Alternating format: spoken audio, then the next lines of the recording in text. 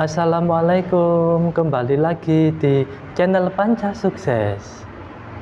Sore ini kita ngaji dulu ya, ngaji bareng derek guru kita, Gus Baha. Terima kasih, sehat selalu. Assalamualaikum warahmatullahi wabarakatuh. Jadi di antara mukjizat Quran itu kamalul bayinah. Kalau memberi penjelasan itu sempurna. Sehingga ulama mengatakan imanul muqallid, imannya orang-orang yang asal ikut kiai, asal ikut guru, asal ikut buku, itu mukhtalaf alaih. Bahkan saya sendiri cenderung mengatakan iman itu tidak diterima. Karena manusia dibekali akal, inginnya Allah itu dengan akal itu dia punya kepermanenan iman, punya kepermanenan iman, dan dengan itu dia imannya mujma' alaih, mesti diterima oleh Allah Subhanahu wa ta'ala, karena bin nadhari sahih, dengan logika yang benar. Dan logika yang benar itu gampang sekali. Beberapa ulama tentu tahu sekali, bukan sekedar tahu sekali, karena itu diajarkan Allah dan Rasul. Misalnya begini, kata Allah, saya kalau baca ayat-ayat ini itu sering nangis, karena Allah yang Tuhan itu sebenarnya tidak butuh kita. Saya ulang lagi, Allah yang Tuhan itu tidak butuh kita, juga tidak butuh iman kita. Tapi Allah ingin hambanya itu berakal ya, karena agama itu liqaumi yaqilun, sehingga berpikirnya benar. Misalnya gini kata Allah, nggak apa-apa kamu menuhankan selain saya, itu tidak apa-apa kata Allah. Nggak apa-apa Yesus kamu katakan Tuhan, nggak apa-apa kamu katakan batu Tuhan, nggak apa-apa. Tapi tolong prosedur atau persyaratan menjadi Tuhan itu kamu lengkapi, yaitu punya prestasi menciptakan langit dan bumi. Kalau tidak semua surun semen kata Allah, sementing urun. Gitu. Jadi sebetulnya itu kan rasional. Misalnya nggak apa-apa kamu merasa jadi presiden atau gubernur atau jadi wali atau jadi apa, yang penting prosedurnya dipenuhi. Itu kayak apa Allah baiknya pada kita. Sehingga saya berkali-kali, makanya menurut saya orang alim itu wajib memaklumatkan kalau dirinya alim, supaya jelas aturan mainnya. Yang dilarang Allah itu kan memaklumatkan alim kemudian ingin hadun nafsi, ingin salami template, dicucuk, dihormati, itu kriminal. Itu orang alim gendeng, sudah gendeng sekali. Karena khasnya orang alim itu tentu cari ridhonya Allah, bukan ridhol khalqi, bukan ridhonya apa? Makhluk itu lah ada siapa-siapa. Dan kita harus baku seperti itu. Kenapa kalau orang alim nggak memaklumatkan kealimannya itu dikatakan salah? Karena fungsi orang alim adalah membawa bayinat, membawa ayat-ayat Allah, bukan kepentingan pribadi. Makanya Rasulullah nanti duga ngendikan idza zuharatil fitanu wal bid'u falyudhiril alim ilmahu wa illa fa'alaihi la'natullah wal malaikati wan nasi ajmain. Jika zaman akhir banyak bid'ah, banyak kebodohan, maka orang alim wajib menampakkan kealimannya. Jika tidak, maka dia mal'un, dilaknati langit dan bumi. Karena sebetulnya logika tentang Tuhan itu gampang sekali. Saya ulang lagi ya. Saya punya sekian contoh betapa tauhid itu mudah. Jadi kalau ada orang bilang ikhlas itu angel, ya dia sendiri goblok karena nggak tahu logika apa. Ikhlas itu justru gampang. Misalnya kamu ngamal demi manusia itu umurnya hanya berapa coba? Kan pasti mati. Lalu kalau dia mati tidak berkutik, bagaimana Anda bersandar sama seseorang yang mati dan tidak berkutik? Sama-sama bersandar sama zat sing al-hayyul qayyum, sama zat yang abadi. Kamu latih terus akal kamu. Misalnya saya punya jamaah banyak, mereka itu kan nggak jelas surganya. Kok harap-harap syafaate piye? Soalnya jamaahku pun rokok kabeh. Kan nggak mungkin nyafaati saya. Atau mereka mlebu swarga kabeh, wis do sibuk kelon Dewi Dadari, mungkin ya ada ngurusi saya. Jadi dua kemungkinan itu sama-sama ada ngurusi saya. Mlebu neraka ya rasanya nyafaati, nek mlebu swarga do sibuk napa?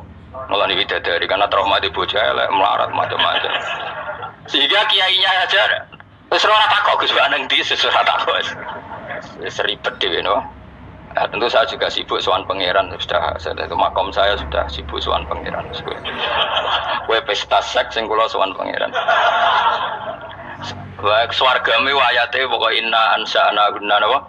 Insya'a faja'alna gunna abkara. Bar kelon dadi perawan neh berarti keloni serempet.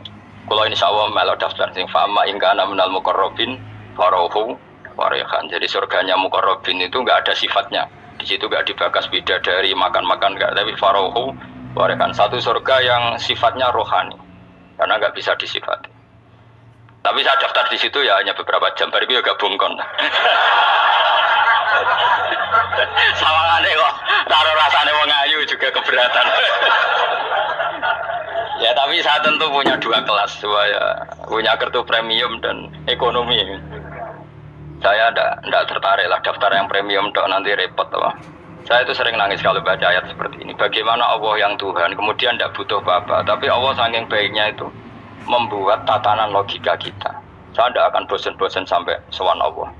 Bahkan andaikan saya masuk surga dengan faham ini, saya milih faham ini. Karena faham ini itu menguntungkan agama, li'ilai kalimatillah. Sementara masuk surga itu hadun nafsi. Banyak ulama mengatakan, kenapa anda ada ingin mati? Padahal anda mati masuk surga. Katanya, saya takut kehilangan momen sujud. Karena sujud adalah hak Allah. Sementara surga itu hakun nafsi. Keinginan saya. Tentu saya mendahulukan hak Allah ala hakin nafsi. Itu makam-makam yang... Dan itu nggak bisa... Kamu copy paste, orang yang pada kelasnya akan merasakan seperti itu. Dan kamu tidak perlu minat, malah paham. Jadi sudah, dengar saja, apa? Dengar saja.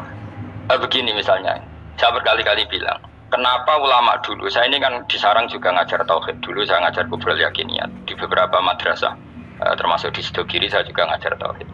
Di sini saya ngajar tafsir, tapi yang saya titikkan juga tauhid. Begini, saya hidup di dunia ini, terutama saya memang ingin menerangkan tauhid, sebagaimana Allah menerangkan. Begini ya, Jubair bin Mut'im, saya tidak bosan-bosan cerita ini. Jubair bin Mut'im itu termasuk dahiyatul Arab, cerdas-cerdasnya orang Arab. Dia ditunjuk sebagai negosiator untuk membebaskan Asra Badrin, tawanan perang Badar yang kalah dan ditawan Rasulullah dan para sahabat. Kemudian harus ditebus dengan uang. Oke, disepakati. Terus singkat cerita, Jubair bin Mut'im itu datang ke Madinah. Dulu karena tidak ada hotel, tidak ada penginapan, ya memang nginapnya orang musyrik itu di masjid. Ya sehingga itu lazim saja. Kamu tidak usah jadi liberal kemudian bilang musyrik boleh di masjid, ya tidak perlu seperti itu. Kamu juga tidak perlu goblok mengatakan nggak ada ceritanya orang musyrik ngidam di masjid, karena ya ada tarikhnya seperti itu. Jadi tidak perlu goblok, ya tidak perlu liberal. Paham ya? Kalau kamu bilang wah orang musyrik oleh ngidam di masjid, kamu liberal. Padahal konteksnya dulu memang nggak ada hotel. Tapi kalau bilang nggak sama sekali juga goblok, karena sejarahnya pernah ada. Milih goblok apa liberal? Apa milih jelas? Enggak milih aja, ngaco aja. 01 apa 02 apa 00. Milih mana? Goblok, liberal, enggak milih. Nah, ketika Jubair bin Mut'im itu datang, delalah Nabi itu sholat maghrib ngimami. Nabi baca surat Wattur wa kitabim mastur fi raqqim mansur wal baitil ma'mur. Kemudian di pertengahan surat At-Tur itu kan ada ayat yang menurut saya itu sangat bagus. Jika di kamar saya, di rumah saya itu tak figur ayat itu, bahwa kita harus dilatih berpikir. Kata Allah memulai argumentasinya, am khuliqu min ghairi syai'in. Apakah kejadian alam raya ini seisinya tentu diciptakan tanpa sebab? Misalnya begini, alam raya ini kata orang nihilisme atau komunis atau orang-orang paham nihilisme, itu kan dimulai dari ketiadaan. Logika ini kan goblok sekali. Berarti kalau alam ini kadung wujud, kamu kan tahu kan langit bumi sekarang kan wujud. Ya, langit bumi sekarang kan jelas wujud. Berarti logikanya adalah al-adamu yakhluqu makhlukon, sesuatu yang enggak ada menciptakan sesuatu yang itu kan aneh. Di mana-mana al-adam ketiadaan itu tidak mungkin yakhluqu syai'an atau yu'athiru syai'an. Di mana-mana ketiadaan itu tidak mungkin mengefeki sesuatu yang ada.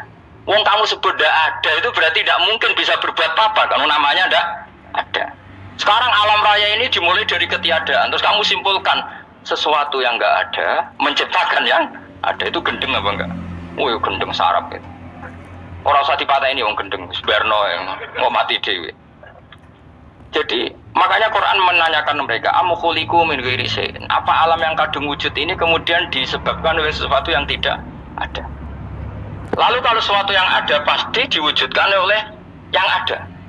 Nah, karena yang ada ini pencipta harus berstatus super. Nah, super ini oleh ulama disebut wajibil wujud. Maka Allah bersifat super, wujud yang paling prima, yang kausa prima. Karena pencipta, tentu kelasnya harus di atas yang diciptakan. Makanya disebut, ulama dulu menyebut Allah itu apa? Wajibil wujud. Karena pencipta tentu lebih dahulu, maka harus disifati awal atau qadim, apa? Awal atau qadim. Kayak apa Allah mendidik kita? Am khuliqu min ghairi syai'in. Terus Allah bilang gini, ya gak apa-apa, yang menciptakan gak saya, gak apa-apa kata Allah. Tapi amhumul khaliqun, kamu saja yang menciptakan, gak apa-apa. Tapi syaratnya kalian juga harus merasa pernah ikut menciptakan langit bumi. Am khalaqus samawati wal ardh. Jadi gak apa-apa kamu merasa Tuhan, gak apa-apa. Yang penting kamu merasa ikut nembok langit, ikut ngecor langit. Ya pokoknya ikut bikin. Terus kata Allah, bala yukinun, kamu tak suruh merasa menciptakan langit bumi, kamu juga gak merasa, iya memang ya mereka merasa enggak kan. Akhirnya Jubair bin Mut'im saking gak kuatnya, am khalaqus samawati wal ardi bala yukinun amin dahum khuzuk. Sama Allah dibombardir seperti itu. Dia datangi Rasulullah, ya Muhammad, logika itu tidak meninggalkan akal saya. Matarok tali akli nasihat. Akal saya habis Muhammad. Saya iman saja. Saya tidak cukup punya logika untuk melawan argumentasi ayat yang kamu baca. Saya iman saja. Terus iman. Makanya kalau ada logika nihilisme bahwa sebelum alam ini adalah ketiadaan, lalu pertanyaannya bagaimana mungkin ketiadaan menciptakan yang ada? Di mana-mana ketiadaan itu la yu'atsiru syai'an wa la yakhluqu syai'an. Jenenge wae tiada. Tiada itu ya enggak ada fungsinya, ya enggak ada efeknya, enggak ada prestasinya. Ya pokoknya namanya enggak ada ya enggak ada. Nah, ini penting saya utarakan.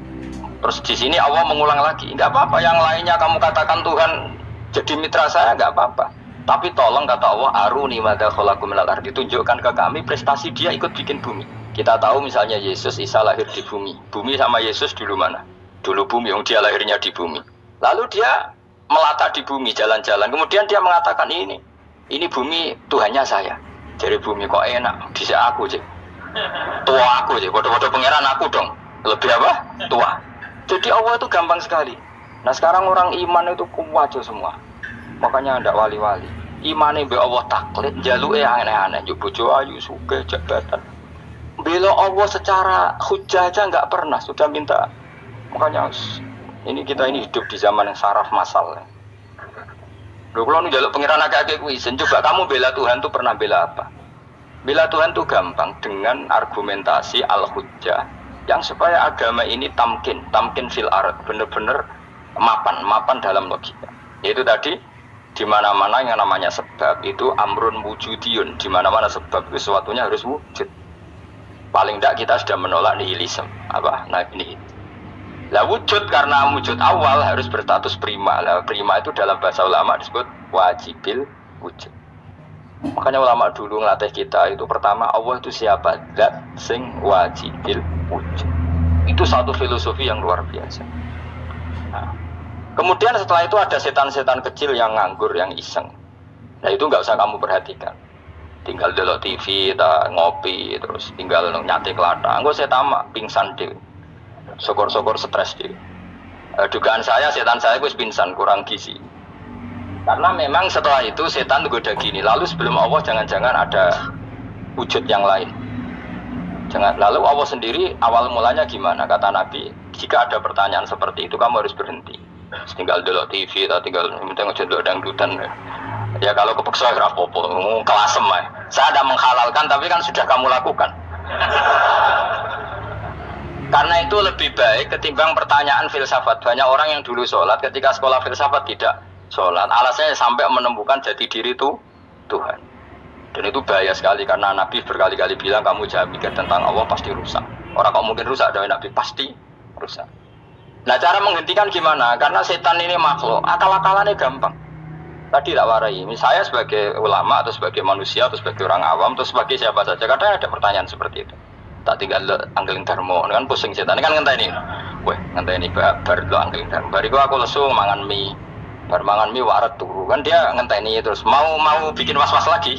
Ternyata saya sibuk kan nggak bisa masuk deh. Bangun tidur aku selali pertanyaan tadi, dinteni. Nah, dia masuk lagi aku sibuk ngajak anak jalan-jalan. Jadi saya kalau jalan-jalan di pasar itu sentani santai wae. Itu memang resep dari Rasulullah. Jangan sampai orang terjebak filsafat yang sampai menanyakan eksistensi Tuhan. Dan dia tidak mau iman, tidak mau sholat, tidak mau puasa sampai menemukan Tuhan itu siapa. Itu jelas minas syaitonir rajim, itu perilaku setan. Makanya Rasulullah setiap ditanya sahabat gitu itu Nabi guyu-guyu. Dan guyunya Nabi itu kata Nabi, baguslah kalau kamu takut Tuhan kalah, kata Nabi. Nabi gojok gitu. Maka ada ulama yang punya seni berargumentasi, yaitu Imam Ghazali. Jika setan tanya kamu, lalu sebelum Allah jangan-jangan ada wujud yang sebelum Allah. Kata Imam Ghazali, ya itu saja yang Tuhan, yang Allah ini nggak jadi Tuhan. Ya berarti wujud sebelum Allah itu yang benar-benar Allah. Kalau kamu bayangkan lagi, jangan-jangan sebelum itu ada wujud lagi, ya itu saja yang benar-benar Allah.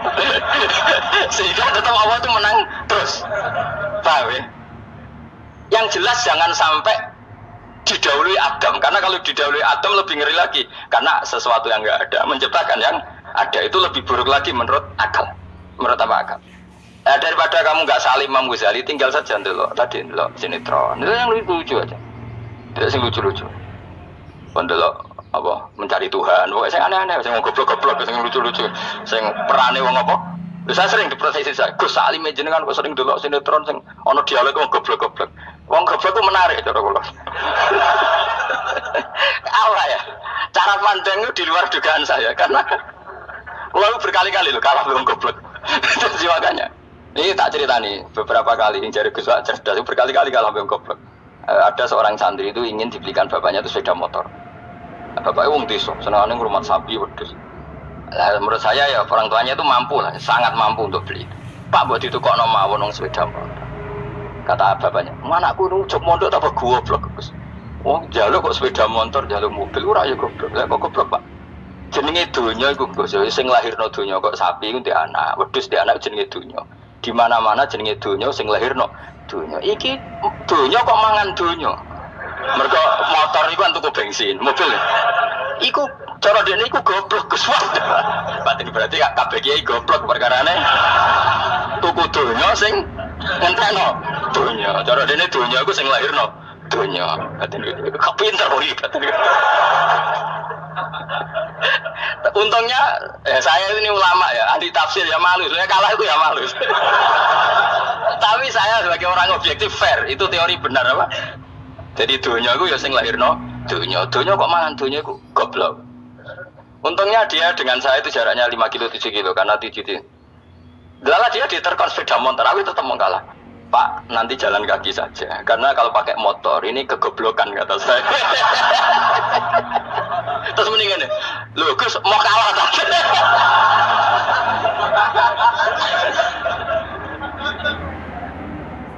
Wah kacau. Singkat cerita dia bersikeras, nggak mau beliin sepeda motor anaknya karena di mana-mana dunia gue sing lahir no dunia, nggak boleh dunia kok mangan. Ini satu kegoblokan yang agak ilmiah tadi. Nah, Imam Asy'ari juga mengalami hal yang sama. Imam Asy'ari itu punya, kita kalau ahli sunnah kan 2 partai ya. Ya, dalam ahli sunnah itu hanya ada 2 partai juga. Kalau nggak Asy'ari ya Maturidi. Ya, dan sama-sama alim. Ya kalau terpaut ya paling 5%, 7% ya, kealimannya Asy'ari dan Maturidi. Imam Asy'ari itu bikin logika yang jelimet seperti saya sekarang ini. Logikanya yang jelimet, tapi permanen. Jadi yang saya ajarkan tadi itu logika yang jelimet tapi apa? Permanen. Karena tadi alam raya ini kadung wujud. Kalau kadung wujud pasti pewujudnya yang menciptakan wujud pasti adalah kewujudan. Karena al-adam la yu'athiru syai'an. Di mana-mana kenihilan tidak yu'athiru syai'an. Ya sepakat ya, gampang kan? Tentu wujud ini prima disebut wajibil wujud. Lalu Imam Asy'ari itu bersikeras kalau imanul muqallid itu tidak diterima. Sebanyak keberatan ulama, tapi Nabi nyatanya yaktafi bi imanil Arab al-khalina anin nadur. Nabi nyatanya mencukupkan imannya orang-orang Bedui yang mereka itu kayaknya tidak bisa mikir. Ya, Nabi yaktafi bi imanil Arab itu wong desa al-khalina anin nadur yang mereka itu tidak bisa Pak berpikir. Ingat cerita Imam Asy'ari survei. Coba ayo kita tanya orang-orang kampung. Ternyata kegoblokan orang kampung itu ya ilmiah, masyhur itu. Imam Asy'ari saja harus belajar dari wong awam, wong goblok-goblok. Kita kok ingin ya Badawi bima araf tarobak. Kowe kok iman be Allah itu bima araf tarobak. Lalu kamu tahu Tuhan kamu atas nama apa? Dengan logika apa? Jawabnya enak ya.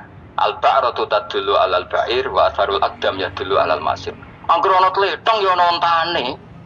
Angger ana bekas delamakane wong ya ana sing bar liwat. Jadi misalnya ada bekas teracak anjing, berarti anjing habis liwat. Ada bekas apa ular ya berarti ular harus liwat. Ada bekas teracak manusia ya berarti manusia habis liwat. La wa hadzal alam asarun min asari qudratillah. Alam iki bekas, mesti ono sing gawe. Jadi Mas Ari pinter juga, mesti logikanya gak jelimet tapi mergo anggere ono tletong, ono sapine. Ono teracake wong berarti ora sing bar liwat. Dene ngomong gampang wa asarul aqdam ya dulu alal masir. Nah, terus Imam Asy'ari habis itu ngendikan, ya sudahlah dengan logika apa saja. Meskipun karena zori hadal Arabis bagaimana cara berpikir Bedui ini sementing ada nalar ada nalar ya nalar apa saja. Misalnya orang ahli matematika mungkin bilang angka dimulai dari 1. 0 itu akal-akalane Khawarizm. Mergo ini kebingungan nulis 10. Tapi tetap angka itu dimulai dari 1. Kalau misalnya 1 untuk mecah kesulitan ya harus dimulai 0,1. Tidak bisa 0 tok. Jadi 0 dulu itu untuk mematahkan kalau jumlah itu tidak sampai 1. Tapi faktanya jumlah itu kan pasti 1 karena dimulai dari wajibil wujud. Khawarizm itu ya pintar matematika, saya juga punya ilmu hisamnya Khawarizm. Itu kan dia karena kebingungan angka pecah. Misalnya 1 udah sampai 2, mau udah harus ditulis 1,5 misalnya. Paham ya? Lalu kalau sebelum 1 tetap dia harus 0,5. Lalu hakikat 0,5 itu kan bagian dari wujud apa bagian dari Adam? Tetap bagian dari wujud. Jadi 0,5 itu kan khayal kuliah. Tawari ya. Mungkin saya ada ahli matematika ala wong kampus, tapi saya tahu kan ala Islam itu lebih gampang. Misalnya gini, sesuatu itu kadang kamu putuskan itu satuannya 1. Tentu ketika separuh kamu katakan baru separuh. Tapi sebetulnya ketika satuan itu kamu katakan 10, yang separuh itu sudah 5. Itu kan terserah sing bagi, no? Terserah sing bagi. Iya dong, misalnya 1 juta, 5-nya artinya apa coba? 500.000 kan? Sekarang kalau 100.000, 5-nya jadi berapa? 50. Kalau 1,5 jadi. Nah itu kan terserah satuannya apa? Tapi tetap dari 0,5 itu tetap menunjuk sesuatu yang wujud. Yaitu 5-nya sebetulnya apa? 5 yang separuh tadi. Paham sih kalau maksud? Tetap nggak bisa sesuatu dimulai dari apa? 0. Nah, makanya kata Abdul Hamid Khan kalau dalam mendidik tauhid itu gampang saja tadi.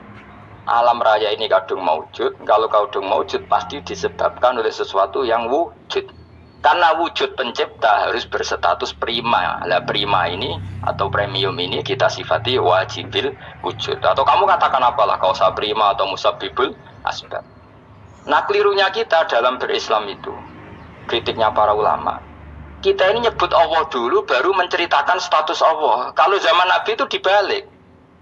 Status wajibil wujud itu kita terangkan dulu, baru yang oleh Islam itu namanya Allah. Paham ya? Kan beda, misalnya gini logikanya gini, kamu ketemu orang ateis, saya ulang lagi, kamu ketemu orang ateis, terus kamu ditanya, lalu alam ini yang menciptakan siapa? Allah Jalla Jalaluh. Mesti kan tanya, man huwa Allah itu siapa? Kalau dulu Islam mengajarkan nggak gitu. Surat pertama turun apa coba? Iqra. Iqra itu gak nyebut kata Allah. Iqra bismi rabbika. Rabbika itu siapa? Alladzi khalaq. Sebutlah nama Tuhan. Yang berhak menyandang Tuhan adalah zat yang pencipta. Itu tidak ada kata Allah. Di surat Mudatsir, surat kedua. Ya yuhal mudatsir kum fa'angdir wa rabbaka fakabbir. Bukan Allah fakabbir, wa rabbaka fakabbir. Sehingga cara berpikir gini dibalik. Sebutlah Tuhan kamu. Tuhan itu siapa? Yang berstatus Tuhan adalah zat yang berstatus pencipta. Nah, lalu pencipta ini oleh Islam dinamai Allah. Kalau orang ateis kamu langsung bilang Allah, man huwa Allah, berarti pertanyaannya Allah itu siapa? Lalu kamu jelaskan Allah adalah pencipta, Allah adalah wajibil wujud. Tentu lebih gampang kamu terangkan. Makanya Al-Qur'an menerangkan amuhuliku min ghairi syai'in. Maknanya saya di sini maknanya ya Allah, apa? Allah. Apakah mereka diciptakan tanpa pencipta? Tentu setelah Islam tahu itu namanya siapa? Allah. Paham ya? Kalau balik malih. Jadi sebetulnya Quran itu ngajari kita itu ilmu mantek yang luar biasa. Misalnya ya Yuhanna su'budu siapa? Rabbakumul ladzi khalaqakum walladzina min qablikum. Sembahlah Tuhan. Tuhan itu siapa? Pencipta kamu dan pencipta orang-orang sebelum kamu. Lalu Tuhan ini oleh Islam dinamai. Tapi kalau langsung kamu bilang ke orang ateis atau orang Uni Soviet, Allah itu Tuhan. Allah itu siapa? Sebab itu di beberapa ayat dijelaskan dulu status Allah. Sifatnya Allah, keakhasan Tuhan. Yang dikatakan Tuhan adalah zat pencipta. Kalau tidak pencipta berarti tidak Tuhan. Sekarang Yesus pencipta bumi apa enggak? Ya, karena dia lahir sudah di bumi. Begitu juga Fir'aun. Fir'aun itu kalah telak sama Nabi Musa ya gara-gara logika ini. Ketika Nabi Musa ditanya Fir'aun, "Wa ma Rabbul Alamin?" Lalu Tuhan itu siapa? Kata Musa, Rabbus samawati wal ardi, yang menuhani langit dan bumi. Jadi Fir'aun, "Ndak, ma'alim tulakum min ilahin wa saya jalan-jalan kemana-mana yang dikatakan Tuhan oleh masyarakat saya kok." Kurang ajar Fir'aun. Terus kata Musa, "Ya Tuhanku yang di langit."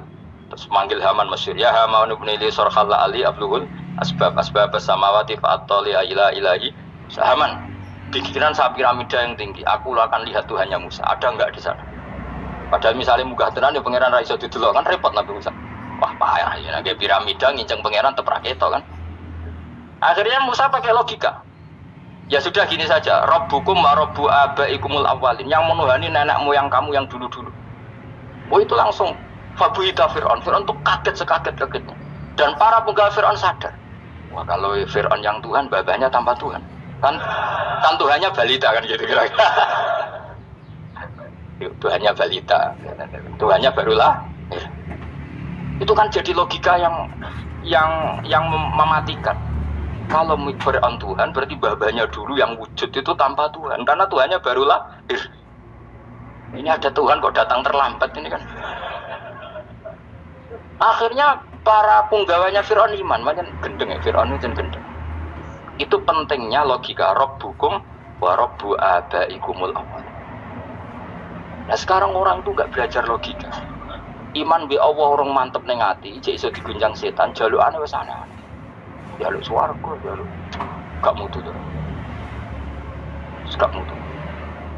Makanya banyak wali kalau ditanya, kamu masuk surga sama sholat milih mana? Milih sholat. Kenapa milih sholat? Di surga itu demi hadun nafsi saya, poya saya.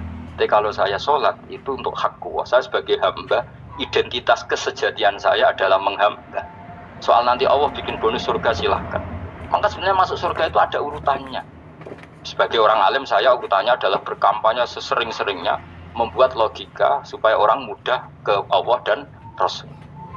Makanya di Quran tuh gak ada orang disuruh masuk surga dulu itu ya Tuhan nafsul mutmainnah irji'i ila rabbiki. Kamu kembali ke Tuhan kamu dulu. Bahwa kamu makhluk yang butuh Tuhan. Fadkhuli fi ibadi. Kamu masuklah berstatus hamba dulu. Kesestatusan Anda sebagai hamba ini matangkan dulu. Bahwa saya ini hamba. Dibuktikan dengan suka sujud, suka ngamal, suka sedekah, suka tawadhu. Saya sebagai orang alim sebenarnya gak suka mulang. Karena takut nak kowe pinter kok nyaingi aku, nak goblok sawangane metodeku gagal. Kan dua-duanya ini merugikan saya sebetulnya.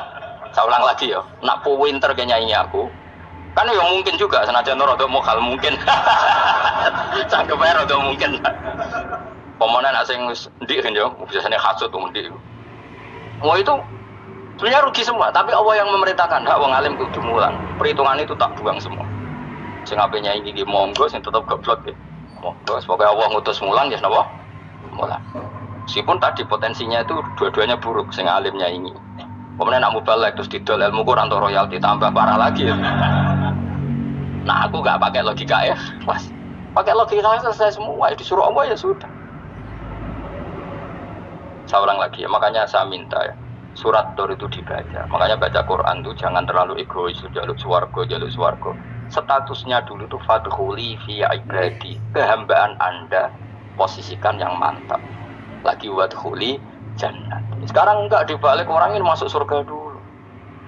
Kayak surga istikabling. Terawih arang-arang kowe jaluk Lailatul Qadar. Lailatul Qadar wis kliwat. Wingi wis Dzulhijjah wingi kan Pak. Sebagian ulama berpendapat Lailatul Qadar itu fi kulli sanatin. Apa fikuli? Karena itu kita berdasar nuzul Quran, dan nuzul Quran itu bisa saja hari Arafah, bisa hari apa. Ada ulama mengatakan Ramadan, tapi bisa tanggal 1. Nah kamu kan pemalas ikut yang partai 21, 23, karena kan wis akhir-akhir kan wis enteng ya. Sebenarnya Anda milih 21 berdasar ilmu apa berdasar enak anak terbatas waktunya kan lebih sempit apa? Lebih apa? Sempit. Ya saya ulang lagi ya. Jadi Allah kalau ngajarkan hujah itu gampang sekali ya. Tadi amkhuliku min ghairi syai'in. Enggak apa-apa saya ada Tuhan kata Allah, tapi kamu harus punya logika. Alam raya ini diciptakan tanpa pencipta. Mau enggak kamu punya logika seperti itu, bahwa alam ini yang wujud diciptakan oleh sesuatu yang tidak wujud? Mau enggak kamu punya logika itu? Enggak mau kan? Namanya wujud tentu diciptakan super wujud, dan super wujud itu wajibil wujud, dan itu Tuhan kita yang oleh Islam dinamai Allah. Bang, makanya nyebut Allah itu di surat-surat awal Quran tidak ada. Coba awal surat Quran itu surat apa coba? Iqra kan? Iqra itu ada enggak kata Allah? Enggak ada. Iqra bismi rabbika. Rabbika itu siapa? Allazi khalaq. Surat Mudaththir sama. Ya ayyuhal mudaththir qum fa'anzir wa rabbaka fakabbir. Ya sudah seperti itu. Ya ayyuhan nasu ubudu rabbakum. Rabbakum itu siapa? Allazi khalaqakum. Nah kita ini keliru metode. Pemene wong tukang wiridan Allah, tapi ora Allah iku sing sapa. Ya dia Allah, Allah, Allah. Dia nyifati Allah mau sing ngekei swarga, sing ngekei duit, sing ben ngekei widadari. Jadi Allah disifati sesuai selera yang menguntungkan dia. Bahwa Allah ini yang ngampuni saya, kemudian saya masuk surga, kemudian ngeloni widadari. Makanya kalau dia jadi wali tak demo, tak laporkan MK. Solo. Karena ini wali pecundang. Bagaimana mungkin calon wali pikirannya khadun nafsi? Kalau ulama agak gitu, mendikan Allah itu zat paling penting di dunia. Maka akan saya maklumatkan di dunia bahwa orang kembali ke Allah. Caranya gimana? Akan saya kenalkan Allah lewat logika. Caranya apa? Kita sifati wajibil wujud. Kita sifati Rabbukum wa Rabbu abaikumul awal. Dengan sifat-sifat yang semuanya mengarah ke dikjayaan Allah Subhanahu wa ta'ala. Itu jenenge kowe bener-bener ulama. Itu disebut balwa ayatum bayinatun fi suduril ladzina utul ilm. Makanya ulama itu orang yang luar biasa. Sampai disebut innama yakhshawaha min ibadihil ulama. Ahli ibadah itu rapati wedi pangeran. Masuk wiridan istighfar nangis, rapati wedi pangeran gaya netok nangis. Karena sebenarnya dia nangis wedi ra mlebu swarga. Mlebu swarga gak iso ngloni. Dari itu aja orientasinya itu. Makanya benar Kanjeng Nabi nak gojlok orang alim satu itu lebih utama dibanding 1000 ahli ibadah. Bahkan Nabi pernah ngendikan sangat ekstrim. Fadlul alim alal abid kafadli ala adnakum katanya. Keutamaan orang alim dibanding ahli ibadah itu sebagaimana kelas saya kata Nabi dibanding kelas terendah kalian. Padahal Nabi dengan Abu Bakar saja jaraknya sangat jauh. Itu kata Nabi fadlul alim alal abid kafadli ala adnakum. Keutamaan orang alim dibanding orang abid sebagaimana keutamaan saya dibanding sahabat paling rendah. Karena tadi abid itu ada oportunisnya. Tapi kamu jangan benci abid ya. Karena kamu ya orang alim orang abid. Saya saja yang kritik, saya yang tanggung jawab di depan Allah. Orang abid itu kadang kan wiridan nganti nangis, pikirannya apa coba? Wis rasane mungkin apa wiridan pikiran aja di sepuro dosane. Terus apa kan? Lu swarga, terus apa kene swarga aku takut. Jadi aku takut ayo sing apen swarga apa kegiatan rencana pertama ya, Om. Terus gak usah munafik biasa wae. Mau inna ansa'na benawa insya ayo kalau harus jujur apa yang jujur. Bandingan kalau orang alim itu ketika nyebut Allah itu iri ya Allah. Kenapa di dunia ini ada makhluk lain yang menandingi engkau? Saya tidak iri itu. Kenapa di dunia ini ada syarik orang yang dimitrakan seperti engkau? Maka orang-orang alim ini ingin memaklumatkan bahwa la syarika lak labbaika wa huma lak baiklah syarika lak innal hamda wa ni'mata laka wal mulka la syarika lak. Sehingga para nabi itu memaklumatkan itu, engkau saja yang Tuhan ya Allah, semua nikmat dari engkau, semua kepemilikan ini milik engkau, la syarika lak baik. Dimaklumatkan ke dunia. Innal hamda wa ni'mata itu dimaklumatkan. Enggak ada kepikiran mereka masuk surga karena mereka ingin memaklumatkan bahwa Allah ini yang Tuhan. Sama tak ceritani Nabi Ibrahim jadi Khalilur Rahman, rumang samu kakean wiridan kaya kowe ndak. Wiridannya Nabi Ibrahim sama sampean mungkin banyak sampean. Karena sampean banyak kepentingan tadi. Wali-wali dulu kalau wiridan itu tidak sebanyak sampean, ndak. Tak jamin ndak. Pokoknya mau coba lelo yang 10.000 ndak biasa wiridannya. Tapi khosyahnya sama Allah luar biasa. Pertama Nabi Ibrahim diangkat jadi khullah. Khullah itu ya Khalilur Rahman itu dia wiridannya gini. Ya Allah, innahu la yahzununi alla ara ahadan fil ghairi ya'buduka ghairi. Allah ara ahadan fil ardi ya'buduka ghairi. Sama saya hafal tadi. Memang saya hafalkan. Ya Allah, saya ini susah sekali. Kenapa zat sepenting engkau kemudian yang menyembah engkau hanya saya? Ini tidak fair. Makhluk yang enggak penting saja punya umat. Makhluk-makhluk yang enggak penting aja jadi pusat perhatian. Misalnya artis atau presiden atau gubernur atau tokoh top, semuanya jadi presiden. Padahal semuanya itu makhluk yang enggak sepenting engkau. Ini zat yang sepenting engkau, kemudian yang tahu kalau engkau penting hanya saya, ini tidak fair. Nangis deh. Nangis ini tidak fair. Innahu la yahzununi alla ara ahadan fil ardi ya'buduka ghairi. Saya ini susah Gusti, susah sesusahnya. Zat sepenting engkau, kemudian yang tahu kalau engkau penting itu hanya saya. Wah, ini tidak fair. Coba kalau orang mencintai sesuatu kan gitu. Misalnya kita bojo ayu, kemudian wong liya kabeh darane eleke mangkel ora? Mangkel gak? Kamu beli Alphard. Kamu kira itu mobil mewah. Kemudian orang nyejajarkan podo mek keri, mangkel gak? Semua kenikmatan tuh kita nikmat karena itu diakui ya gak? Wes gunane apa kete Alphard gawe ning Gunung Kidul. Terus wong darani ngono iku podo mek keri ya kejangke mangkel ora kira-kira. Nggak penting mewahnya, ini tetap butuhnya pengakuan. Coba misalnya kamu jadi presiden, hidup di dunia orang sufi. Sing darane wong penting wong soleh hari sujud ora kaku ati iki. Keteko di Barnos. Karena itu dihormati situ hanya orang apa soleh. Kaku ati gak? Oh kaku ati kan. Toko itu dadi artis top. Teko ning daerah Gunung Kidul mung desa-desa, terus diundang ngelik.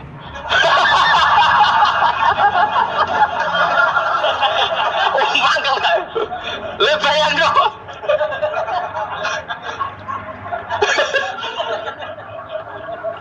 Oh, kamu menteri top, menteri BUMN, barang dolan itu iso diundang le.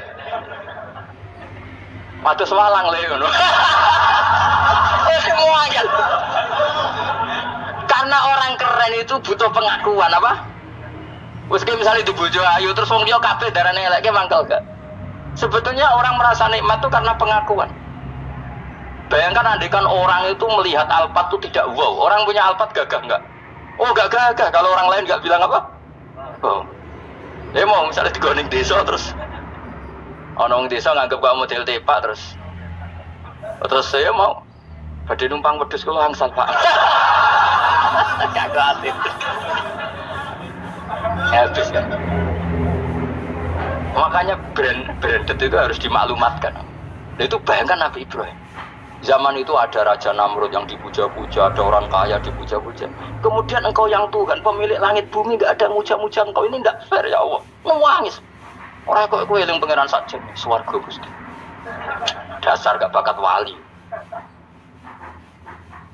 Terus saya itu pernah kangen Nabi Ibrahim itu sampai nangis, dan itu saya tidak berdoa. Semua yang terkait Nabi Ibrahim itu saya baca.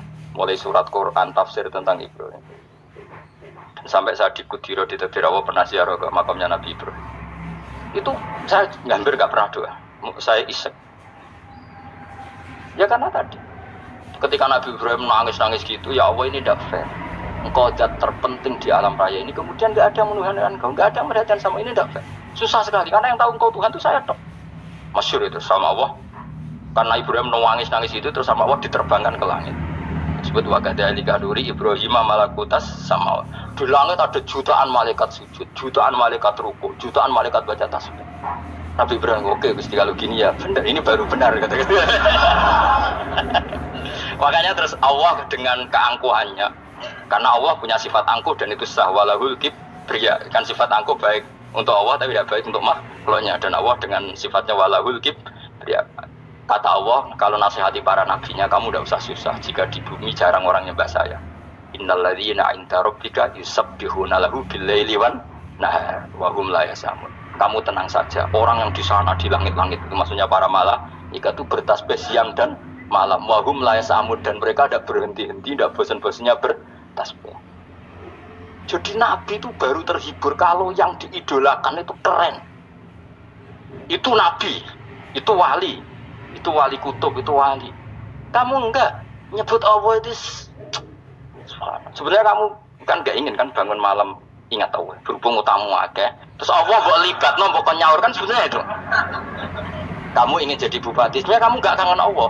Kamu ingin jadi bupati. Terus Allah mbok jak koalisi kan gitu. Terus malam-malam Allah, ya Allah ini hambamu ya Allah minta.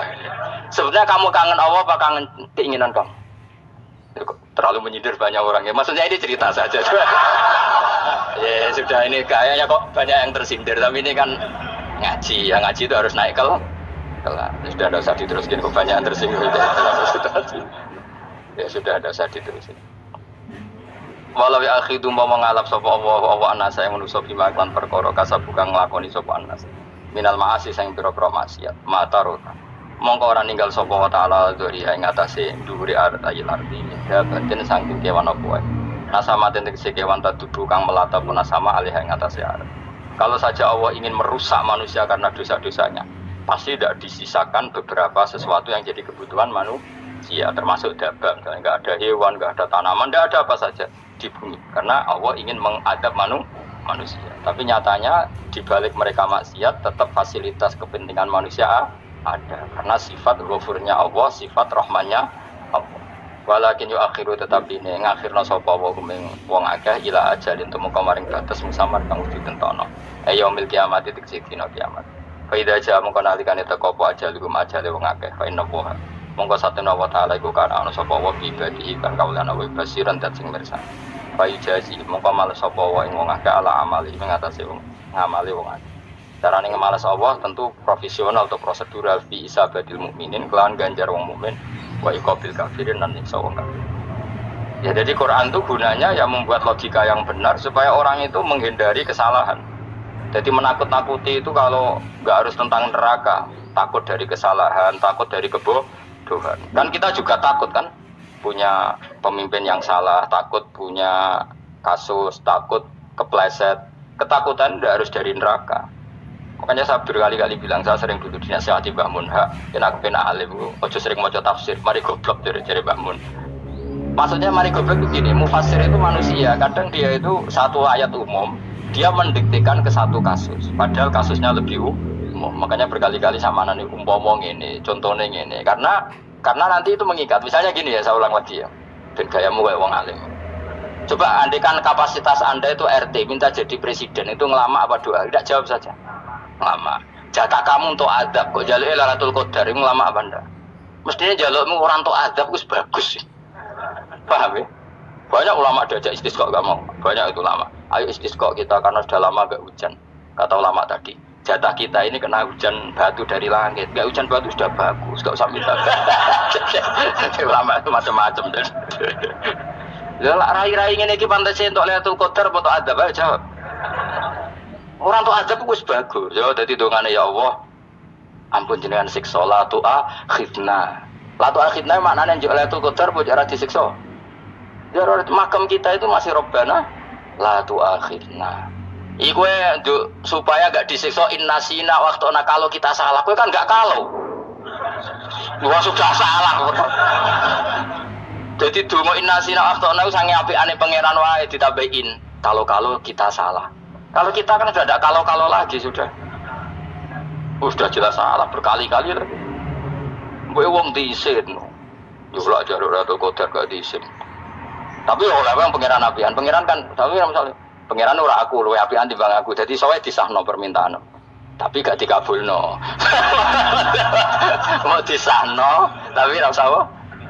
Disahno iku iman jalin dan goblok piye meneh, macam-macam. Makanya doa paling fair itu ya Rabbana dzalamna anfusana wa lam taghfir lana wa tarhamna lanakunanna. Makom kita itu di sepuro pangeran.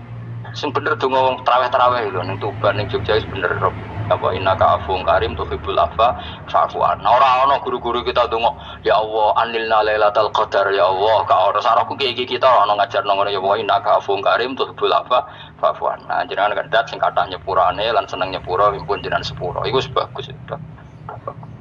Alhamdulillah Lailatul Qadar gresuk lho srengenge.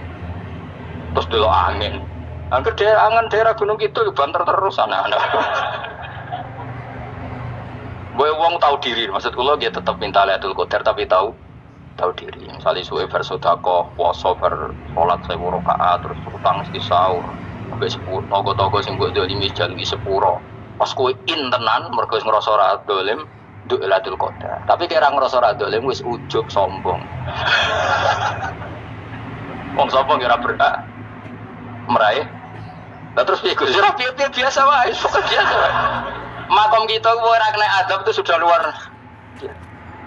Ora penuh adab piye. Ngene iki luar biasa, napa? Luar.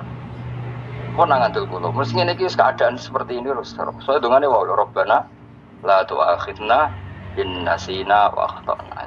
Itu sudah luar biasa. Nah, ini kan teruskan dawuh Mbak Mun. Misalnya Allah bilang gini, fattaku, maka takutlah kamu. Biasanya mufasir ditambahi minan nar, maka takutlah kamu masuk.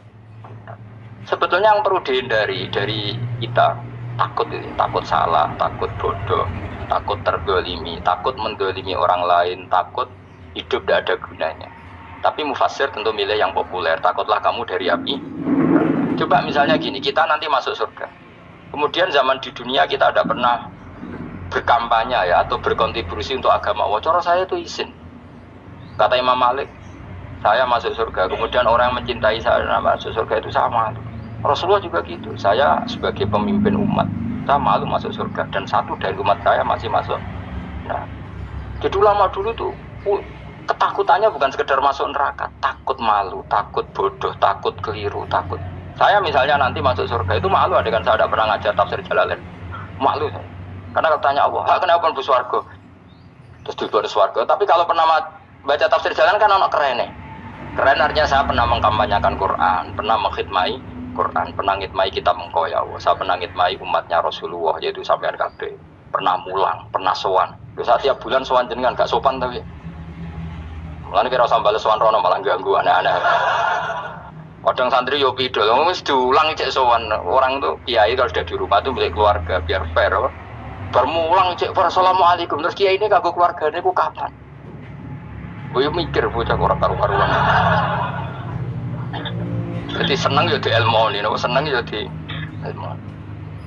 Saya ulang lagi. Nah, kata yang ditafsir itu sering tidak mengikat. Makanya kata Mbah Mun, baca tafsir itu dikurangi. Maksudnya dikurangi itu bukan apa-apa. Maksudnya tadi kalimat yang ditafsir itu tidak mengikat. Yang mengikat itu yang kalimat di Quran. Nah, kalimat Quran itu umum, kenapa? Misalnya gini, Allah lalu gini. I'dilu, kamu harus berbuat adil. Lalu adil itu misalnya mufassir menafsir, adil itu menyamakan di antara dua orang konflik. Misalnya di MK 01 dan 02 dianggap sama, itu namanya adil. Itu kan dawai mufassir. Atau misalnya gini, Allah bilang gini ke saya, kan ada di kiai sing adil. Terus adil ditafsiri orang, adil itu menyamakan sesama murid, haknya sama. Nah, tapi bisa saja adil itu di luar itu semua. Misalnya gini, ternyata adil menurut Allah gini. Adil maknanya seimbang, apa? Adil itu maknanya apa? Seimbang.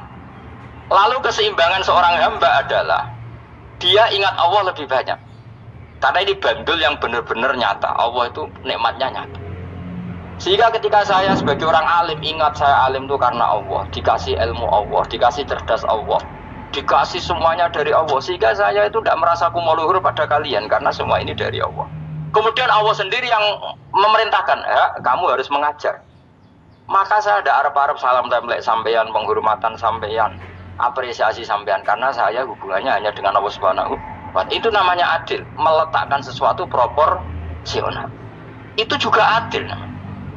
Makanya seseorang itu nggak bisa dikatakan abid selagi belum tahu kalau ibadahnya minallah. Jadi misalnya ke ibadah tok.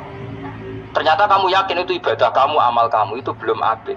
Abid hakikat adalah alhamdulillah alladzi hadana li hada wa ma kunna linahtadiya laula anda tahu. Ketika kita sujud yakin ya Allah alhamdulillah jenengan menakdir saya sujud. Saya sholat alhamdulillah engkau menakdir saya sholat. Sehingga minallah dulu pikiran itu semua kebesaran kemendahan hari ini minallah dulu. Baru setelah minallah kita yakin billah. Setelah billah juga yakin ilau. Wah. Misalnya gini Allah, setelah saya ngajar tafsir Jalalain, kepentingan saya satu, hamba-hambanya Allah menjadi tambah mencintai Allah. Tidak mencintai saya, nggak penting sampean mencintai saya. Makanya Imam Syafi'i tiap ngajar bilang begini, waditu annal khalqa ta'allamu hadal ilma, wala yahmadunani. Saya senang kalau kalian belajar fikih sama saya, tapi kamu nggak usah muji saya. Jadikan fikih ini alat taqarrub kamu kepada Allah. Itu namanya minallah wa ilallah. Itu adil. Tapi adil yang dijelaskan ulama beda-beda tadi. Ada mengatakan adil adalah proporsional antara murid, antara keluarga dan murid. Meskipun kamu senang mulang, jangan merantarkan keluarga, itu udah adil. Itu kan versi, no? Maksudnya Mbah Mun, kamu jangan terjebak versi-versi dalam tafsir. Paham ya? Karena Allah hanya ngetikan i'dilu wa aqrabu. Paham ya? Tapi kan penjelasan adil ini orang versi. Paham ya? Ada yang tulis adil adalah meskipun mimpin masyarakat ya ingat keluarga. Karena sing tukang wayo nafsiri adil adalah karena laki tidak cukup istri satu maka ayo kan yo repot kan. Tapi kalau kadung istrinya 3 atau 4, adil adalah harinya sama meskipun janda dan perawan.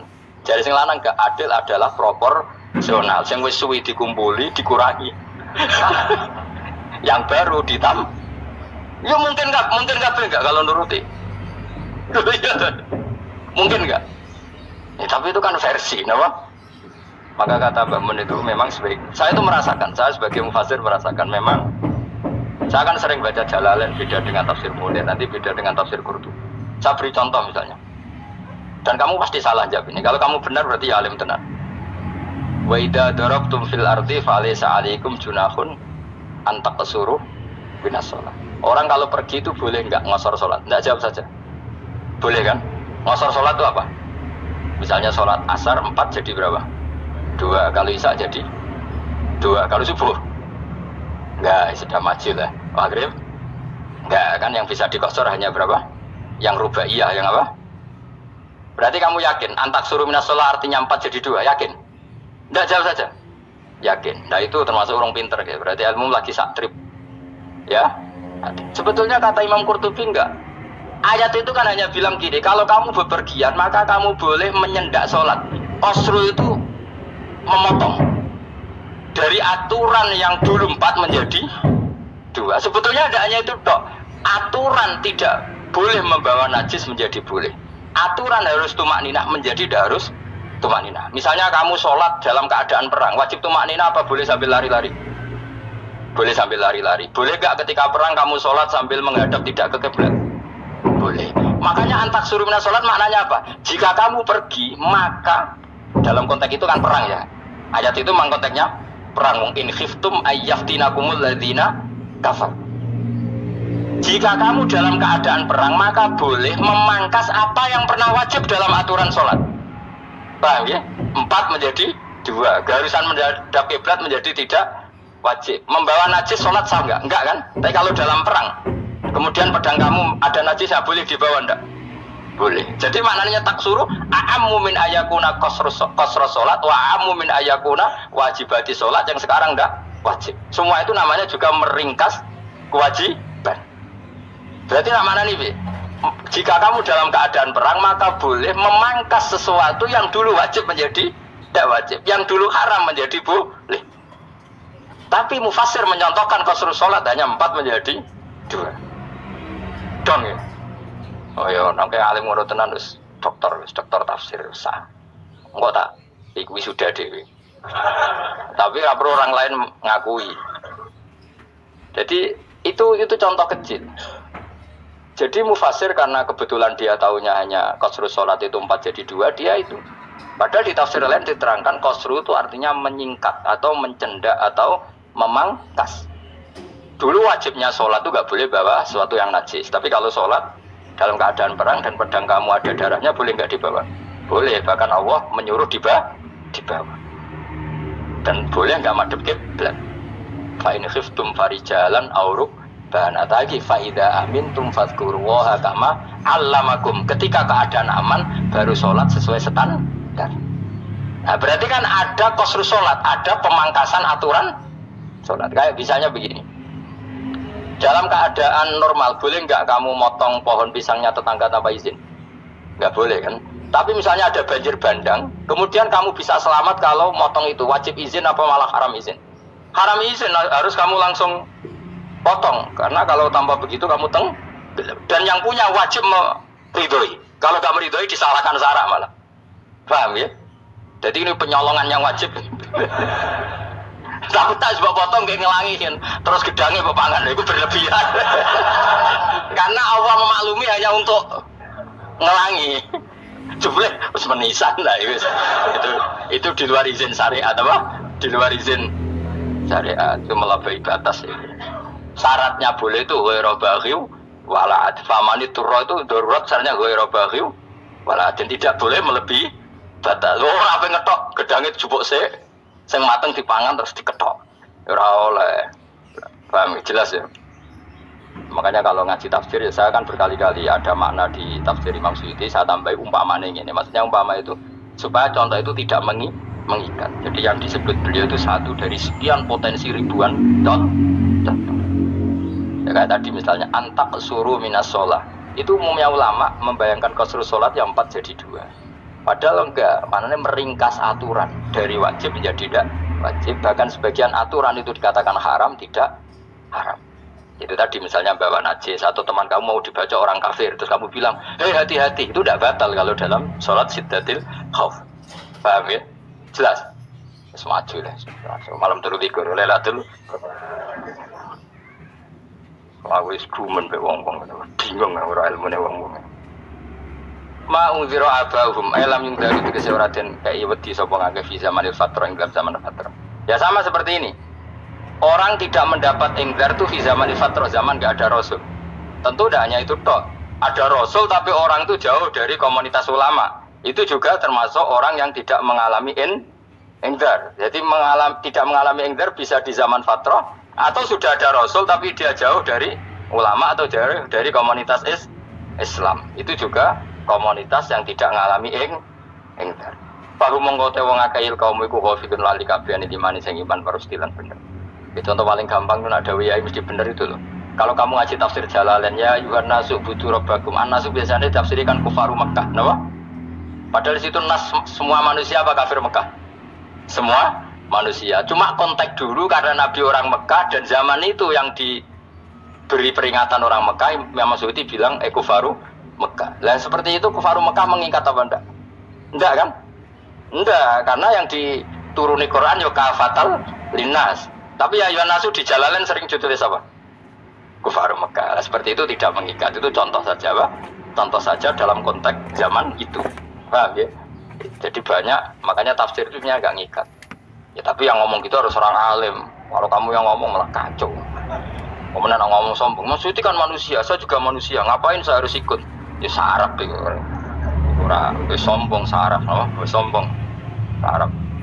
Lakot hakot teman-teman fahum, lakot hakot teman-teman nyata apa alkohol apa titah, wajib wajib mana nyata ala aksarihim. Yang atas saya wakil bila adab. Lakot hakot teman-teman jadi nyata apa alkohol apa titah anane adab. Wajib apa adab ala aksarihim bila adab fahum mengkote wong akeh layu ini ora iman sapa akeh. Ilaksaru tegese utek agake wong ora iman. Zaman niku men. Ya, maksudnya zaman niku, tapi jengben boten ngerti. Tapi yang mungkin Batu Isa itu semua orang iman, tapi ya banyak yang iman itu tidak bermanfaat lagi karena wis matahari terbit dari barat. Hina la yanfa'u nafsan imanuha lam takun amanat min qabl. Inna ta'tam ing sun jalna ka ing sun fi anaqi. Ing dalem gulu-gulune wong akeh tak gawe aghlalan ing belenggu. Biayu doma kamran diantu doma kamran sento dhewe kumpulno ilaha maring anak apa lagi tangan. Di anal gila karena saat menewil iku yajma'u iso ngumpul apa gil al yada ing tangan kal unuk maring geger maring napa guru-guri lho kene unuk. Wong Arab nak darani kene ku unuk, nak darani kene ku nakher. Ya jare wong Arab ya kene ki unuk. Kene ki nakher. Lah ulun niku tangan didakok teng napa? Napa? Guru. Napa ini jenenge cidok niku cidok niku. Sing guri-guri. Bayam kote tangan ilahi ku masmuatun teng kupono igal atkoni maring dagu. Meniki lho jenenge dagu jam udakonin bayam mustama ulahyan. Kumpulnya dua dagu atau dua wang nanti cumanan baru mengkota wong akeh mukmahuna iku dadi bunder sapa wong akeh manane rafuna ngangkat wong akeh ruusaha ing sirahe wong akeh las tatiuna ora iso mampu sapa wong akeh khodaha ing ngendekno ruus menane dhewe maksudé wae ta iki mutamsilun bayangan mutamsil gambaran nganu kula gumun be ulama riyen tak contohno ya nek ulama dhisik ku top wong dhisik nek darani bun rokok digludungno wong kafir iso ben digludungno ning neraka. Iku ya pancen ngalim tenan wong dhisik. Mergo gambarane ngene, ora usah praktekno sampeyan, praktekno saiki wae. Nek praktekno sampeyan kowe ora sampeyan mlebu neraka. Dadi ngeten wong nak lungguh ngene, wong Arab nak darani iki ason-ason. Terus ngeten. Ngeten. Niki jenenge apa? Dengkul. Dengkul itu kena dagu, terus tangan kena cidok tadi kan. Jadi wong wis dalam keadaan bunder. Paham ya? Nah malahnya malaikat karek nyadu terus gluduk-gluduk kan. Paham ya? Jadi mereka itu kenapa? Dengkul nemplek dagu, paham ya? Tangan nemplek jidok, terus ditaleni. Paham ya? Terus ya karena gluduk no, malahnya orang kuno nak dari bun rokok itu. Oke bayang lo saiki, sebenarnya gak usah melebu maksudnya, paham ya? Malahnya api melayu serai iso, posisi ngono, paham ya? Sebenarnya rasa dulu, maksudnya itu praktek no saiki. Orang delok. Lah dawuh Imam Suyuti wal muradu te kang den kersane iku anagum sak temne wong akeh la anu nek ora tunduk sapa wong akeh limane maring iman. Wala faduna nek ora tunduk sapa wong akeh ora ndilukno ruusau bek sira wong akeh lalu krana iman. Iki tapi jawab Imam Suyuti. Tentu tidak semua ulama sependapat. Jadi cara Imam Suyuti semua yang dikatakan Quran ini mutamsik. Artinya mereka tidak tunduk, maknanya tidak menerima iman.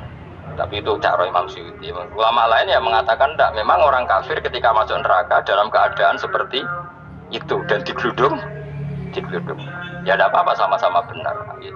Ya sama-sama benar karena ya Quran itu milik bareng, milik bersama. Jadi kan banyak kalimat kayak tadi mengkosor sholat, meringkas sholat 4 jadi 2 yang meringkas, paham ya? Dari aturan ketat menjadi agak longgar juga meringkas. Jadi semuanya namanya memotong apa? Memotong dari 4 menjadi 2 ya memotong, paham ya? Dari aturan wajib menjadi tidak wajib juga memotong. Itu kan sama-sama benar. Lihat nanti konteksnya. Wajah lan gawe sapa ingsun mimpini aidim saking ngarepe wong akeh sadan ing tutup. Mamin khalfim saking gurine wong akeh sadan ing tutup. Fatrisin sadan wa tumiha lan dumai sin sudan fil maudi ing dalam panggonan loro. Paksena mongko ngekeki gelap ingsun ing wong akeh bab mongko te wong akeh lagi sirun rane ngali sapa wong akeh. Tamsilun iki ya contone aidon isat diturukil iman maring ketutupe dalan iman alih ngatasi kufar. Nah cari maksudnya kabeh iki mau tamsil. Dadi ngene. Dari depan kami kasih tutup, dari belakang kami kasih tutup, kemudian mereka saya kasih kegelapan, maka mereka tidak tahu. Mananya apa? Dari arah depan yang mereka nggak ngerti pentingnya iman, dari arah belakang yang mereka tidak ngerti pentingnya iman, maka mereka buta, artinya tidak iman. Itu dari Imam Suyuti. Tamsilun aidoni hanya perumpamaan lisat diturukil iman, yaitu tertutupnya jalan-jalan iman. Tapi ulama lain mengatakan ya enggak, memang pernah ada peristiwa di mana orang kafir ngepung Rasulullah dan mereka dari depan matanya dihalangi, dari belakang dihalangi, sehingga ketika Rasulullah keluar mereka tidak melihat.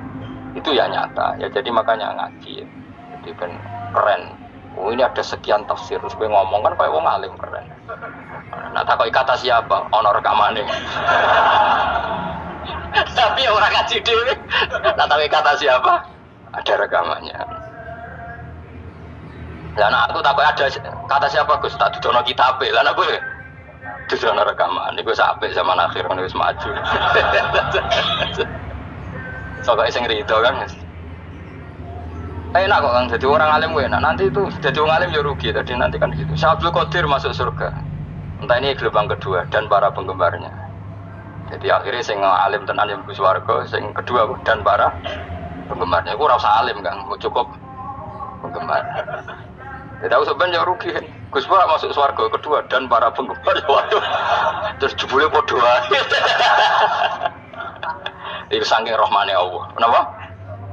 Kan masyhur itu hadis itu. Rasulullah itu ada sahabat nangis, enggak bisa tidur nangis. Berhari-hari enggak bisa tidur nangis. Hanya karena ingin punya satu pertanyaan.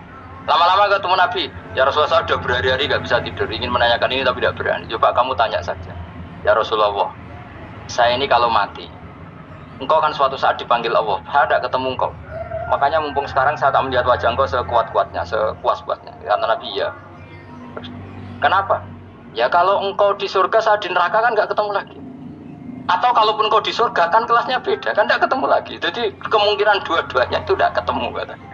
Karena tadi bisa aja, ya artinya Nabi karuan di surga, saya di neraka tidak ketemu. Atau engkau di surga, saya di surga pun beda kelas, ya nggak ketemu. Terus kata Nabi, tidak begitu aturan mainnya. Almarhum ma'aman orang itu sesuai yang dia orang bersama orang yang dicinta. Jadi ya saya harus ikhlas kalau kamu saingi nanti. Ya takdir no. Wasawana ni bodoh kali mengatasi mengake angker tau itu ngake peringatan sira gume mengake tahqiq ilham deten angker ta. Wa dari saniyati alifan angker ta kumatasi alan nasil hamzah. Wa itu khali alifin wa kun alif binal musahalan daran hamzah sing ditasil wa ukhra lan ya wa tarqilan tinggal itu kal. Amlam tungzirhum wong ra wis bakat kafir mbok elingno cek ra mbok elingno tetep layu minun ora gelem iman. Lah sing iman iki sapa inama tungziru ang mestine ngelingno sira. Maksude yang fa'u tegese manfaate apa ing daruka peringatan sira. Peringatanmu manfaat man ing wong itaba kang anut sapa man atikra ing Qur'anil Qur'an tegese Qur'an. Wa khasyalan wedi sapa man ar-rahman ing awasi rahman biwaibi padahal ora roh pengiran. Ya khofa tegese wedi sapa wong ing Allah toh walam nyara ora ningali sapa wong ing Allah. Nane biwaibi itu apa? Takut Allah dalam keadaan toh dia tidak melihat Allah lang. Mereka tak tafsiri biwaibi barang gaib ning Indonesia terjemahnya hantu. Melihat alam gaib itu maknanya apa dalam bahasa Indonesia? Hantu. Maknanya biwaibi rata terjemah apa? Biar namanya ini wakosnya alam lagi sopong ar-Rahman yang wasir Rahman bilwi di padal dia roh langsung. Ya orang usah diterjemah ya. Terjemah jadi apa? Barang gaib malah repot. Bapak sih rumong ngeke berita gembira siro yang man bima khfiratin kelan pengempuranan wa ajrin dan ganjaran karimin yang terhormat.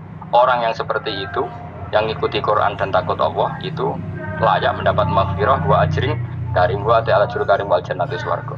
Inna satuna ingsun wa nahnu ya ingsun iku nuk uripno ingsun al-mauta ing wong sing mati dibasi krana pas. Wa natubulan nulis ingsun fil lauhil mahfuz ma ing apa wae kodamu kang nglakoni sapa ngake fi hayati. Di lauh mahfuz apa yang pernah kamu lakukan ditulis min khairin kaabian wasari dan kaelean. Liyujazau supaya diwales sapa ngake alih ing atase iki. Wa asarahu lan yo tak tulis bekas-bekas kelakuanem.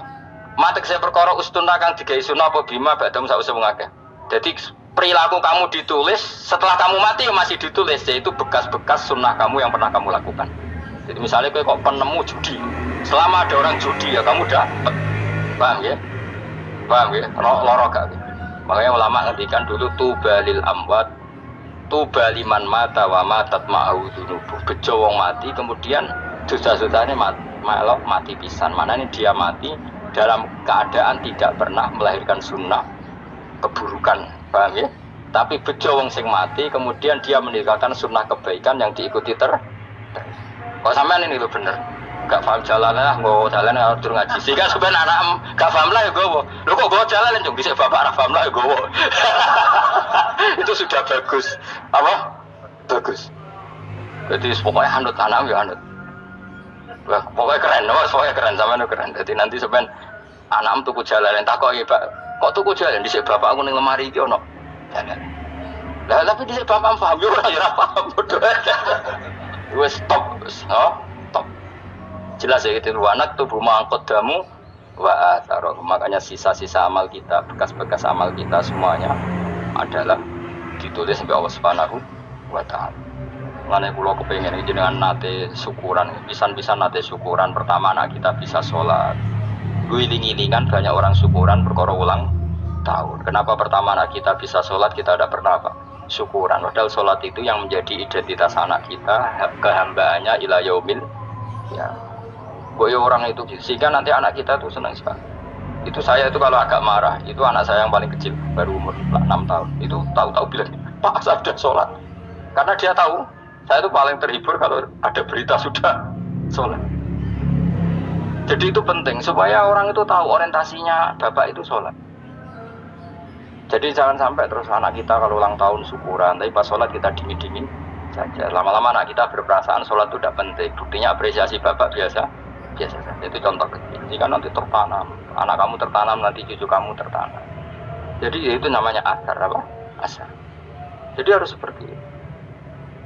Jadi ya itu namanya asar. Makanya Nabi Ibrahim nggak berani minta uang sama Allah. Minta rezeki gak berani, tapi kalau dia menyebut sholat dulu baru berani. Rabbana liyuqimus sholat faj'al afidatam minan nas tahwi ilaihim warzuqhum, kata Ibrahim, supaya mereka kuat sholat ya Allah. Gak apa-apa kamu kasih makan, supaya kuat sholat.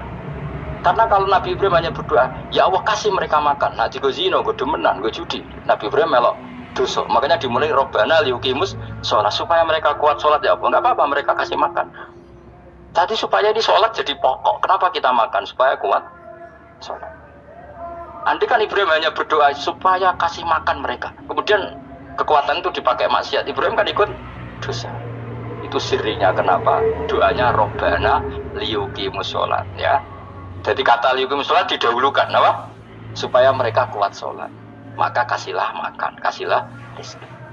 Jadi supaya sholat jadi pusat orientasi. Itu harus dilatih. Ya tentu kamu ngelatihnya sidik-sidik. Wong anake sapa kan gitu. Tapi ini kan cerita aja. Maksudnya orangnya biasa wae. Maksudnya iku mau cerita. Kowe gelo ya monggo. Terus mutung ra ngaji ya monggo, gampang. Kowe ra ngaji, aku golek murid kok kowe gampang. Kowe golek guru koyo aku gak ngelan. Ya maksudnya sing gelem ngalah teko ini kan. Oh, liyane larang kan nyewane. Wa asarohum lan bekas-bekasnya mereka. Makanya ketika Ahmad bin Hanbal itu ahli hadis karena selagi riwayatnya dia dipakai orang tahu Rasulullah itu karena ahli hadis. Bener sing paling hebat tentu qala Rasulullah. Tapi apa artinya qala Rasulullah kalau enggak diriwayatkan dari ulama sampai kita. Tapi apa artinya sampai kita nek ana sing ngalahi maca ngene iki. Buruhno maca ngene. Paham ge? Ayo jajal ke tuku kitab Musnad Ahmad. Nek ora roh gudi larang ngono to. Mergo ora ana sing maca ora roh isine paling kenangane apa? Gudi larang. Tapi baru kayak nasi mojo kemudian bisa ini juga asar. Misalkan kalau niru, aku mati ngorek jalan. Oleh niru. Tapi ojo niru sesate. Orang dadi ra karu-karuan. Jadi Imam Suyuti tuh, tafsirku udah di ngono piye. Oh dadi rusak kabeh. Wa atharahum mastun nabi ba'dahu. Wah kalau suwun ya dilatih kalau anak-anak sampean mulai bisa sholat, tunjukkan kalau Anda senang lewat syukuran atau lewat apa. Ya harus besar-besaran. Tunjukkan kalau kamu mengapresiasi secara senang, karena itu identitas kita.